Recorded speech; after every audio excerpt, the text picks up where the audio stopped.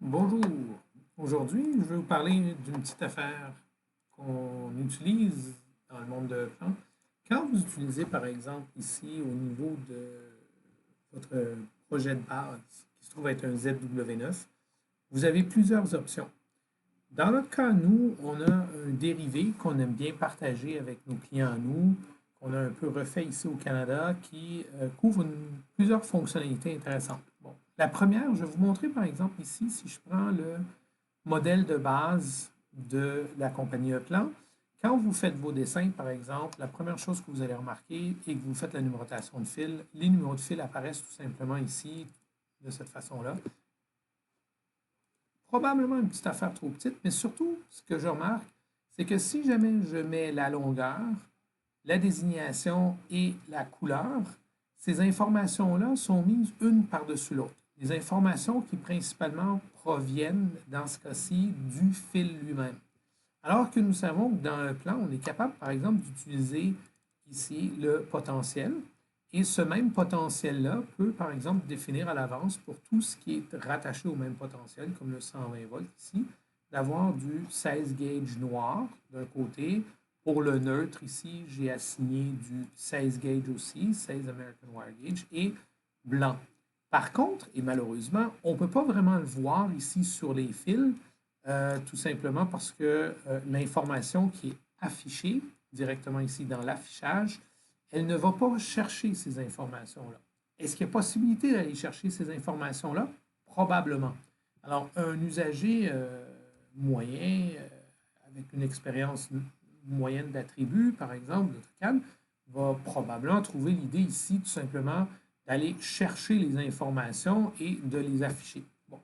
Il y a un petit truc dans un plan que vous devez peut-être aussi connaître, qui vaut la peine d'être exploré. C'est ce que nous exploitons, nous, dans nos dessins à nous. On va chercher ici, comme vous pouvez le voir, je vais aller exactement dans la même zone ici. Nous, ce qu'on va faire, c'est qu'on va afficher la couleur et le gauge tout simplement en dessous du fil. Ce qui est intéressant aussi, c'est que si le fil est à la verticale, étonnamment, le tout est viré à la verticale. Comment est-ce qu'on s'y prend? Bien, en réalité, ce qu'on fait, c'est qu'on sert de la numérotation de fil ici, placer les points de fil et la numérotation que vous connaissez pour placer la désignation. Ce qu'on a rattaché à la désignation ici, c'est ce qu'on appelle un propriété de bloc. Et là, les propriétés de bloc, ce qui est intéressant, c'est que vous les définissez au niveau du projet. Ça veut dire que si quelqu'un, par exemple, me dit que la propriété de bloc pour les connexions, vous les voyez ici, il y a un format qui définit le contenu ou ce que vous allez voir. C'est un peu comme une formule dans Excel. Vous définissez, par exemple, que vous voulez voir ici de la fonction elle-même, vous voulez aller voir le diamètre de la connexion. Vous pouvez aller voir ici le numéro de la connexion et entre les deux, à l'intérim, je mets un séparateur. Si par exemple, vous préférez avoir juste un espace, vous pouvez juste mettre un espace, pas de séparateur, rien. Et du coup, qu'est-ce que ça fait? C'est que aussitôt, partout à travers le projet, ben, vous allez avoir 16 espaces BK. 16 espaces BK pour ce qui est des fils. Ce qui est intéressant aussi, c'est qu'au niveau de la grosseur, je ne définis pas la grosseur de ma désignation ni de mon propriété du bloc à travers les grosseurs ici. Vous voyez le petit symbole ici qui est le réglage à partir du calque.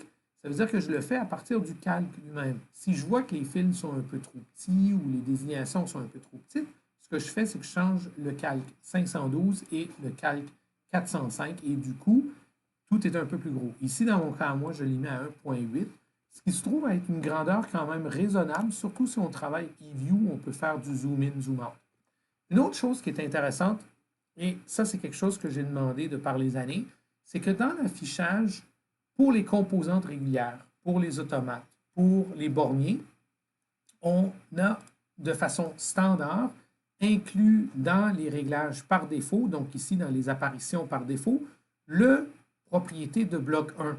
Ce qui veut dire que nous avons la possibilité pour tout type de composants, bornier, composant PLC, on a la possibilité ici d'aller définir, par exemple, un autre format. Et les formats, vous allez les trouver ici tous ensemble. Ils sont pas mal tous dans ce qu'on appelle les propriétés de bloc format. On l'a pour la boîte d'API, on l'a pour les connexions, on l'a naturellement pour les composantes, etc. Moi, j'ai été même me les mettre dans une catégorie à part ici, qui est spéciale un peu, pour les retrouver, du coup, tout ça ensemble. Tu sais, ici, dans le format, par exemple, vous allez les voir. J'ai été les chercher. Et l'idée, c'est que si vous allez, par exemple, sur le format des composants généraux, ça, on parle des breakers, donc des disconnects, tout ce qui est symbole de façon générale, tout ce qui est considéré un composant, on va chercher ici, par exemple, le numéro d'article. Alors, comment on s'y fait? On voit ici à gauche, par exemple, les articles, on dit généraux. Là, présentement, je vais chercher l'article numéro de commande du premier article. Si j'allais chercher, par exemple, le numéro d'article, numéro de commande, je vais juste marquer ici commande, pour vous montrer un peu comment ça marche, numéro de commande. Je marque ici l'article 2, numéro de commande. Ce qui est intéressant avec ça, c'est qu'il t'affiche du coup le premier article, le deuxième article, et si tu veux absolument le mettre, mettons, sur 2 lignes, là, à ce moment-là, tu utiliserais par exemple ici le saut de ligne comme séparateur. Le saut de ligne viendrait s'installer exactement ici, une petite coche plus haut, entre les 2 éléments. Et du fait que ce que tu aurais, c'est que si jamais tu avais 2 parts, je vais par exemple juste l'essayer ici pour vous le simuler. Je m'en vais dans ma pièce numéro, ici dans les articles. Je vais par exemple associer un part. Je vais juste écrire part. OK. Bon. Est-ce qu'il se passe quelque chose? Non, il ne se passe pas grand-chose. Pourquoi? Parce que je vais chercher le numéro de commande et que cette pièce-là ici, elle n'existe pas. Si par contre, je vais chercher un article qui existe, je vais aller dans les 1489 ici, je vais chercher un article qui existe, ici juste pour la fin de l'exercice, comme ça, vous allez voir apparaître automatiquement cette pièce-là dans la liste. OK? Ici, pouf, pouf. Alors, soit vous utilisez le premier, comme je vous disais, qui est tout simplement l'article et le numéro de commande, et il serait affiché avec un point-virgule entre les deux. Ça, c'est quand tu as 2 articles. Alors, ça, c'est automatique, c'est ce que j'avais fait déjà. Et là, j'ai mis un carriage return pour juste afficher le deuxième. En d'autres mots, ce bloc ici, la définition du bloc, le format qu'on met ici, définit exactement ce que vous voulez voir. Et du coup, quand vous l'avez changé, pouf, ça change sur tous les éléments. C'est super cool. L'utilisation du block property en anglais. En français, comme je vous le dis, c'est l'affichage qui est déjà là. Vous n'avez donc pas à vous en occuper, propriété du bloc. Et ce qu'il faut savoir aussi, c'est que ce format-là, si vous le désirez, vous pouvez le définir ici. Alors, si jamais ça vous dit, vous pouvez définir, par exemple, le block property ici, le format, sur la composante, et ceci aurait préséance sur ce qui se passe sur le projet. Alors, du coup, vous n'avez plus besoin d'aller changer les affichages pour un symbole donné ou une variante donnée. L'affichage de l'élément que vous choisissez apparaîtrait à grandeur du projet sur tous les symboles, peu importe leur variante, et ceci à partir du contrôle E-Plan 512, qui est le calque que vous pourriez allumer ou éteindre, donc rendre invisible à n'importe quel moment pour ne pas l'afficher ou ne pas l'imprimer. Alors, voici, ça c'était le nouveau truc que je voulais vous montrer, que vous pouvez aussi, by the way, trouver si vous allez sur nos blocs ici e-learning. Ça veut dire que si vous allez sur notre cloud, okay, vous avez une partie qui est le e-plan e-learning. Et si je ne me trompe pas, il y a particulièrement un vidéo qui traite justement des propriétés de blocs. Alors, si vous fouinez un peu là-dedans, vous allez les trouver, propriétés de blocs, et vous pourrez voir un peu plus de détails autour de ce que je viens de raconter.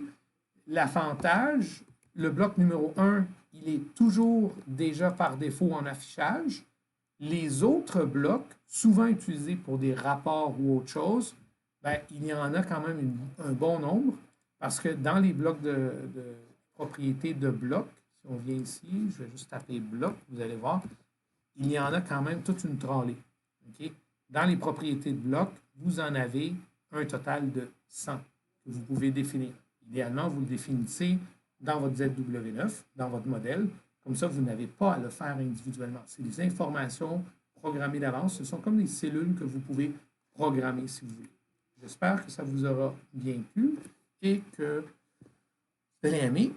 Bon, sinon, ben, au prochain vidéo, peut-être qu'il sera mieux. Merci. Bonne journée.